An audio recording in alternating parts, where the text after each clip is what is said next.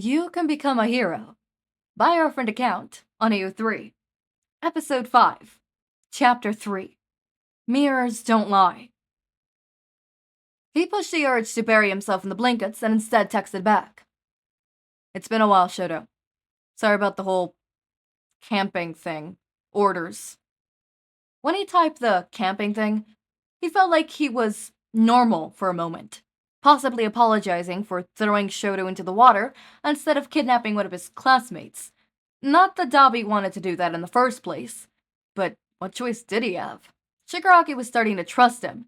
He gave him his own Nomu. And yeah, those things were creepy as fuck, but they were so powerful. Since he didn't know how they were made, he knew he had to stick around with Shigaraki for more.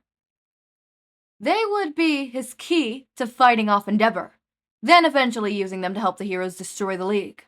Again, he wasn't a villain or hero. He did what he wanted. And what is next on his list is throwing those weirdos in jail. But who would believe that anyways? No one would take that as an answer. Dad said you were following a plan, other than the League's. That's why you didn't fight back that one night when we were saving Bakugo. Is that right? Well, no, it wasn't. Angie was likely trying to plant him in a better light, but he didn't want that. Not entirely. Something like that. How was Yue been? The chat continued for a while, Dabi catching up with Shoto. His brother was open to talk about Yue, mainly speaking of his friends he made there, or things he had learned that had little to do with heroism. It was nice to text him, but as the conversation went on, Dabi wanted to hear his voice, talk to him face to face, and give him a hug? No, not a hug, but maybe a pat on the back or something? How's the family been? Mom, is she really out? She's out. She got out after high end, and she's doing better. She misses you, and wants to know if you wanted to get brunch with her tomorrow, or something. Father has been different. It's weird. Dabi ignored the comment of his mother, even though it brought a warm feeling to his gut. What has he been doing? Acting like a father should? Dabi exited the room after ending his talk with Shoto. He tossed Hawks the phone, who got it with ease, as he looked through the cabinets in the apartment. Who'd you call? The League, just telling them that I was bumming off of you before heading back. Dabi replied, leaning against one of the counters beside Hawks. The blonde nodded his head, but Dabi was certain he had heard him as clear as day. Sounds fun. Hawks hummed. Did you tell Shigaraki I said hi? No, I will next time. They sat in silence before Hawks backed away from the cabinets. With a sigh, he gave up whatever task he was trying to complete, pulling out his phone. He exited out of all the tabs Dabi opened, not bothering to see what they were before turning on a music app.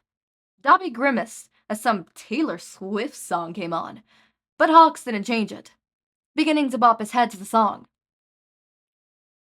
Anyways, I'm going out tomorrow. Oh? Hawks hummed, glancing over. Where? Brunch. With who? Jesus Christ, why am I being questioned? Dabi grumbled, receiving a half-hearted shrug as Hawk took a step closer. They were much closer than the ex-villain had noticed, but now that he was in his face, it was obvious. He could see the specks of brown in the man's honey eyes, the kohl around his eyes making them seem more intimidating. His lips were pressed in a straight line, concentrating fully on the blue eye staring back. They stayed like that for a moment, Hawks' wing twitching ever so often as he waited. Waited for what? Dabi wanted to move and push him away, but there was something about his look that made him want to see what would happen next. Unfortunately, it wasn't anything big. Hawks finally took a deep breath and stepped back. Just give me a second. I have a map somewhere in case you get lost. Oh, and I have some quarters, so you can use a payphone. Do you need money for brunch? Like Hawks had money. Dabi huffed, finally being able to breathe now that the hero had backed off. He watched as Hawk began to fumble through boxes, a frown working across his face as he called out. Really? You have to be the worst hero I've ever seen. We're just gonna Let me leave, possibly ditching you and making your life hell? Are you dumb? Hawks gave him a look as he found the folded map he was looking for. He tossed it over before heading to a drawer, digging around for coins. Give a little trust, gain a little trust. Besides, call me stupid, but I don't think you're gonna do anything. Oh yeah? Dabi asked, folding his arms over his chest. And why is that? Hawks walked back over to him, watching his hand out to place a handful of change in his palm. The hero closed Dabi's hand around the coins, glancing up as his hands held him there. If I explained it, then you'd probably be more annoyed. I trust you. I don't need to explain it. Dabi didn't think he wanted to know why Hawks trusted him. Perhaps it was all the research he did to be able to free Dabi in the first place. Maybe the hero just didn't see him on the same level as the League and suspected Dabi wasn't as tight with them as he claimed.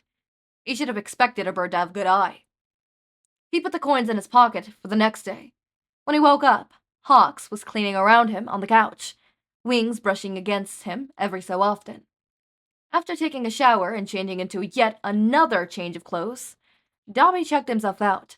The staples were in place, the map and money was in his pockets, everything was in place. But not in the way he wished it was. The last time he saw his mother, he had red hair, no piercings, and no burns. He wasn't disfigured. He wasn't ugly. Yet here he was, dressed in some of the best clothes he's worn in years, unable to hide the fact that he was a monster. If his mother hated him for how he looked like Enji, she'll hate him more, seeing what he had done to himself in order to destroy that resemblance. There was one time he wanted to go back to how he used to be, by a man named Chisaki, if memory serves him right, but he didn't. Even if he decided he would, there was a chance the stubborn man wouldn't help him. Hell, the chances of him helping were next to zero. Dabi sighed and leaned into the mirror, muzzling to himself about how he could manage to stay intact and not break at the sight of him. He thumbed the lines of his skin across his cheeks, pulling painfully at the staples as if he could simply rip his skin off and reveal new, pure, undamaged skin tone. Did his mom know what he looked like now? Would the mere sight of him cause her to have another meltdown? He frowned, dropping his hand at the sink as a trickle of blood pooled around the staple closest to his mouth. The metallic taste was familiar to him, but it made his gut wrench all the same.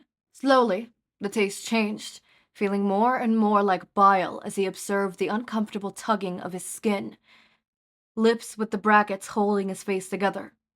Slowly, he sat down on the bathroom floor, avoiding the mirror in the process. He tucked himself in the corner between the sink and the wall, bringing his knees to his chest. The moment he saw his hands, in just as bad a shape as his face, he felt his face become wet. He shouldn't have showered. The dense skins were pruning, winkling at the edges like a wet sponge. The purplish color had dulled, revealing shades of yellow mixed in like an infection covering his body. He looked disgusting. He looked like a villain. Or maybe even a walking corpse. Was he cursed? Was he a soul trapped inside a rotten cadaver for something he had done? Hey, buddy? He could finally hear faintly, nearly drowning out by the static filling his breath as he tried to tear his gauges from his wrists. Vividly, his mind replayed the scenario after scenario of his mother rejecting him, claiming that he wasn't Toya. No, he was Dabi. He wasn't Toya. Toya had died and should have stayed dead. He shouldn't have gotten up, hopelessly tugging at the flesh peeling off his body, and to the ground. He shouldn't have taken that staple gun, frantically shooting metal into muscle to try and piece himself back together all those years ago. Sobbing uncontrollably, Toya should have stayed on the ground, not to get up and stumble to the nearest home for help, skin still peeling from his face. Some of the burns weren't as bad. If they reached any further, the homeowner told him he'd be blind. Maybe it would have been better if his eyes melted out of their sockets. Dabi, you need to breathe. Dabi was shaking. He hadn't even realized how his breathing had been cut in random bursts, as if his lungs were rejecting such a basic action. Focus on me, okay? Breathe in, out. Focus. Listen to me. Dabi tried to follow the instructions, but he couldn't keep it up for long as the staples tugged with each movement. He wanted to dig his fingers into his cheeks and rip the damn things off. But then he'd be left in worse shape than ever. He couldn't just keep picking at them and expecting them to stay together like they had all these years. He didn't know how long he remained sitting on the floor, unable to control the jolts running along through his body. But he eventually managed to calm down, gaining a sense once more. Hawks was sitting beside him, arms around Dabi, in a tight hug, as if to ensure his arms were held firm to his sides, to prevent him from doing anything brash in his panicked state. Hawks's wings were draped around them, protectively, hiding Dabi in a veil that calmed him down faster than he wanted to admit. It shielded him from the outside world, saving him from the stares he felt were trying to get a glimpse of him, though he knew the apartment was empty. You okay? Do you want to talk about it? Hawks asked, head against the clothed shoulder of his ally. Dabi shook his head. If you don't want to go anywhere today, you don't have to. We could call it off for another day. Dabi continued to sit, unresponsive as the hero pulled away, wings folding back to his side.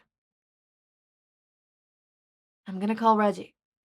Hawks patted Dabi's knee and then began to head off into the other room, but was stopped as Dabi reached forward, grabbing the bottom of his pant leg.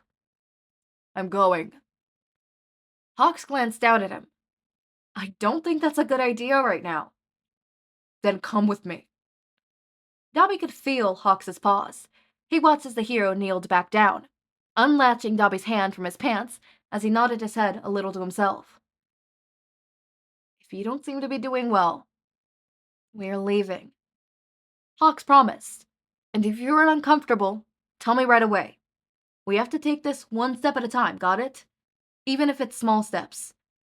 Don't rush it. Okay, I don't have much to say in this one other than obviously Dabi having a whole panic attack. Yeah, because he's looking at the mirror and I guess it would be classified as, body dysmorphia. Like, body dysmorphia is not just a transgender thing or somebody with an ED thing or whatever. Like, regular people can have body dysmorphia, right? And it's not like they have it, like, the actual diagnosis of, like, heavy, dysmorphia in that sense of, like, constantly having it. But in that moment, he had that dysmorphia. It's like you could feel depressed without having depression. You can feel anxious without having anxiety. The actual diagnosis of anxiety or depression is when those emotions are prolonged to a sense where that is no longer under the realms of quote-unquote normal for the human mind, right? Which is I say quote-unquote normal because normal is a concept. Normal is it's a concept. I mean, if there was an island with 200 people and 199 people had depression in that island, and only one person didn't, having depression would be the norm. That one person not having a depression would not be the norm. If we live in a world where everyone had depression except select few didn't, we would not be diagnosed with depression. They would be diagnosed with this new thing about the fact that you feel constantly happy, right? Kind of situation. Anyways, sorry, I'm getting out of touch. Obviously, he had a moment where his scars got to him, and I actually like the thought about how Dabi, stayed with the League, but he wasn't fully 100% with their, findings, with what they thought and stuff like that, and how part of him wanted to also arrest them, right? It gives me a little more sense of what his character is like. Again, this Dabi is very OOC, but sometimes having a character be OOC is not that bad. It's OOC inside the realm of it is still plausibly like Dabi. It is not strictly biblically Dabi from like the main My Hero Academia, but it is still Dabi to some sense or degree. Same with villain Izuku. All villain Izukus are always going to be OOC. Except the ones where he's being manipulated and he literally doesn't want to be a villain, but he cannot not be a villain, otherwise he gets hurt or his family gets hurt. That's different. That I'm not talking about those. I'm talking about him genuinely being a villain, like to his own free will, to his own accord, without any external or internal, like specifically external people shoving him into that box. Whatever, right? It will always be OOC, but that does not mean that it is not in character to some degree, right? There is a difference between completely an OOC character, like an OOC Izuku, and one that's just not biblically accurate, right? I say biblically because I don't know how else to word it. Anyways, it was really interesting to see that.